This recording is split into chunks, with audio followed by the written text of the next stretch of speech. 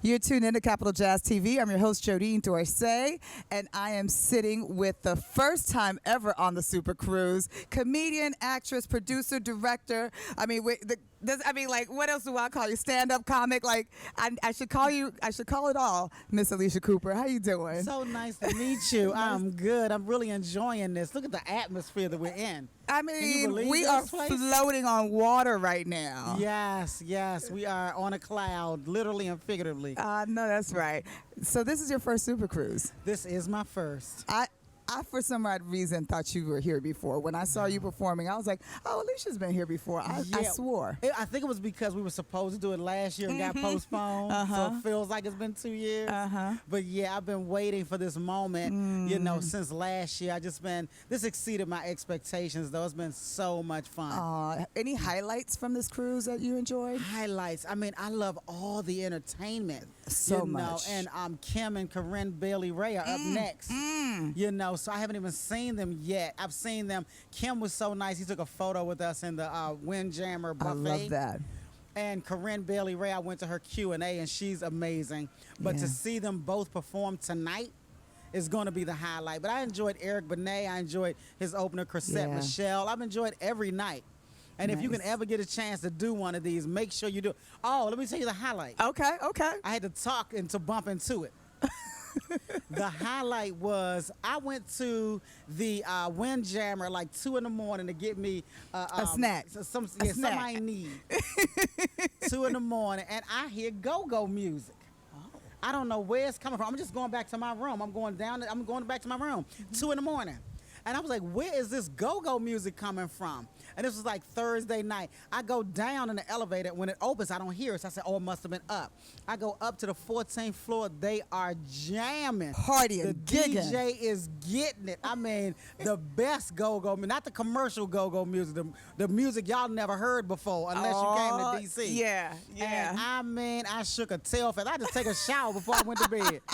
I said, this don't make no sense. It was so much fun. You're from Maryland, right? Yes. Oh, so DMV represent. Both my parents are from D.C., and I'm from Temple Hills, Maryland. PG County. The most basketball players to ever make it to the NBA is from PG County. Really? Yes. Did we know? Okay. Hey, what you don't see is everybody putting their fist up right now because they're giving some shout outs to they PG from County. PG County too. So you're now in LA. Yes. And what I love, Alycia, is although I thought you were here before, because I seriously thought she was here before, is the history of the Alycia Cooper. Like you ain't new to this game. No. 22 years in this business. 22 years. When you first stepped on this, what was first stepping? What does that mean to you? First stepping into that scene. Like, what did you do? Like, what's the first step you took to get into this industry? Well, I mean, when I first started, I was doing open mics and I didn't know what I was doing because I didn't know that people were preparing material. I thought they were just jumping on stage, improv, and what we call in D.C. Joning. Yeah. Which is what we always did on the school bus. I didn't realize this was a craft. So I would jump on stage with no material and I would bomb. Right. And then, like I should have. And then once I realized that people were really writing this stuff and working it out and performing it for years before they put it on television, then I had to start taking it seriously. And that's when I started seeing improvements in myself. But it was a long process. And that whole first year, I had nothing but sweat rings under my arms every time I went to perform because I was so nervous. You only have the material you have. So if it's not working, you can't make an adjustment and go in another direction. Now today, if I'm going down a road and I'm not getting what I want, I can then pivot and go another way. Yeah. But when you first start, that's all you have. That's all. So you sink or swim by the 3 minutes that you have. Ooh. And that's what I wanted to find out from you. I mean, it's been 22 years. Yeah. Like, how have you been able to keep it steady, to keep to navigate these new times Well, now? the first 8 years I had a day job. Oh, okay. and let's talk about that for a little bit, because a lot of people think that when they see these artists, like that's all they do. But a lot of these folks, they got to supplement that income. Yeah. Because I never really thought of comedy as a career for me, because I had a lucrative day job. For me, it was more of a creative outlet. You know, because when you have a real day job, you have human resources, standards and practices. There's so much stuff you can't say. A steady check. A steady check. But when you get on stage, you can say whatever you want to say. I mean, now they try to cancel you, but I ain't even worried about that. Because for me, as long as it's funny, it's not offensive. It's offensive when it's not funny. Right. You know, when you hear somebody, when they have a problem with a joke, it's because the joke was horrible. Then if you're laughing, you can't be mad. Like, there was a roast, a Flavor Flav roast, and Lisa Lampanelli was on the Flavor Flav roast. Her roast material was so funny, I couldn't even be mad. She told Jimmy Kimmel, she said, Jimmy Kimmel, black folks don't even know who you are because you come on after lights out. Like we all in jail. Now, my thing, I wanted to be so mad, but I was too busy rolling on the floor laughing. Because if it's funny, it's funny. If it's not funny, it's offensive. Yeah. And talking about funny, in all seriousness, we're bringing back to seriousness. I just heard on the street you got your directorial debut. Yes. Tell us about that. Yes. Well, one of my good day jobs that I quit was I was one of the segment directors on the Dr. Phil show.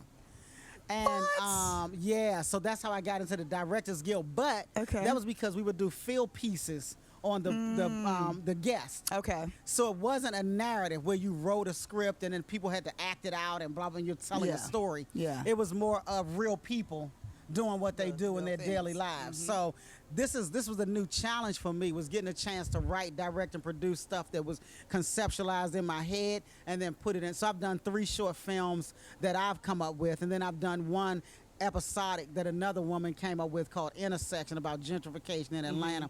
So I have 4 projects now that I'm trying to use to get other work in television. Nice. Alycia, what do you tell that person like yourself that just has a lot of creative expression?